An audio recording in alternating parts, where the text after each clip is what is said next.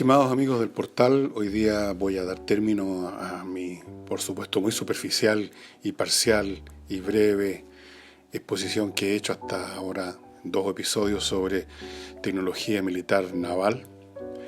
Nos quedamos en el capítulo anterior, llamémoslo así, en la Segunda Guerra Mundial, cuando se desarrolla una nueva forma de poder naval que es el portaaviones y empiezan a quedar de lado los acorazados. Los acorazados pasaban su poder en la artillería cada vez más pesada. Estamos hablando de cañones capaces de lanzar un proyectil de 1 tonelada con explosivos a unos 20 o 30 kilómetros de distancia. Pero el avión puede llegar aún más lejos, puede cargar 1 o 2 bombas de 500 kilos y puede llegar en enjambre, y por consiguiente resultó un arma mucho más efectiva en la Segunda Guerra Mundial. Hubo algunos combates, como creo haber dicho, de barcos de superficie con artillería, pero básicamente la guerra naval entre Estados Unidos y Japón se libró con portaaviones. Y cuando los japoneses perdieron sus portaaviones, literalmente perdieron el control marítimo y quedaron a merced de la ofensiva de la iniciativa estratégica norteamericana. Hoy en día los portaaviones siguen siendo fundamentales, pero estamos ahora hablando de portaaviones con aviones mucho más sofisticados, con más alcance, con mucho más velocidad, armados con misiles y con aviones de vigilancia capaces de cubrir un área mucho más grande del espacio aéreo y marítimo. En la Segunda Guerra Mundial, los portaaviones tenían un sistema basado en tener siempre algunos aviones patrullando en las cercanías para ampliar, por supuesto, el alcance de detección. Visualmente, ustedes saben, en el mar no se puede ir más lejos del horizonte con métodos visuales y algo más lejos con radar. Con el avión se podía ir mucho más y cubrir un área mayor.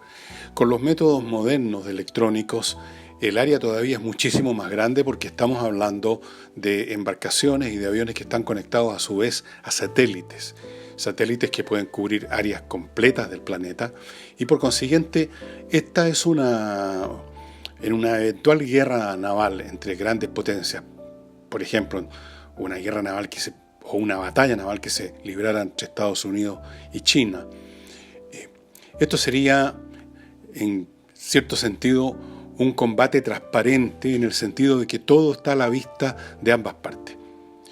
En la Segunda Guerra Mundial hubo varias batallas, quizás casi todas, donde el factor sorpresa, el factor emboscada, el no saber exactamente dónde estaba el adversario fue fundamental.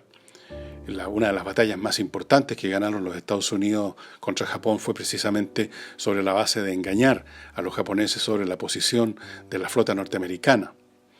Pero en estas circunstancias de cobertura, incluso satelital, las partes son como 2 jugadores de ajedrez que ven perfectamente la totalidad del tablero y conocen perfectamente la disposición de las piezas del enemigo. No es cuestión entonces de sorprender, de emboscar, es cuestión de quién tiene los métodos más efectivos para combatir al enemigo, que lo tiene perfectamente a la vista, y sabiendo que el enemigo a su vez lo tiene a él perfectamente a la vista. Es un combate ahora que se realiza no con aviones cargados con bombas que simplemente caen, bombas que se arrojan y que siguen una trayectoria balística, sino que con misiles capaces de tocar al adversario a mucha distancia, guiados por radar ajeno y radar propio, métodos de traqueo del adversario que son francamente muy difíciles de evadir, por lo cual a su vez las flotas navales de estos eventuales adversarios tienen que desarrollar y han desarrollado métodos para defenderse de esos misiles, y así tenemos una nueva competencia entre defensa y ataque, esta vez no entre la capacidad de un cañón y la capacidad de un blindaje para resistir el obús de un cañón, sino que la capacidad de los misiles para llegar al blanco efectivamente y la capacidad de la defensa antimisilística para interceptarlos a medio camino o, por último, en la cercanía del barco que está siendo atacado. Es un panorama muchísimo más complejo en varias dimensiones, no solo en 3 dimensiones, podríamos decir en 4 dimensiones. Está el espacio aéreo, el espacio marítimo, tenemos el espacio de información, las distintas partes en un combate futuro naval.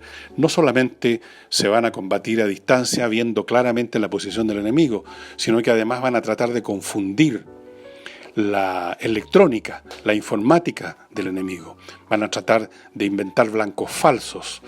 Y en ese sentido aparece nuevamente el elemento engaño, el elemento emboscada, el elemento táctico en este tipo de combate, pero de una manera diferente.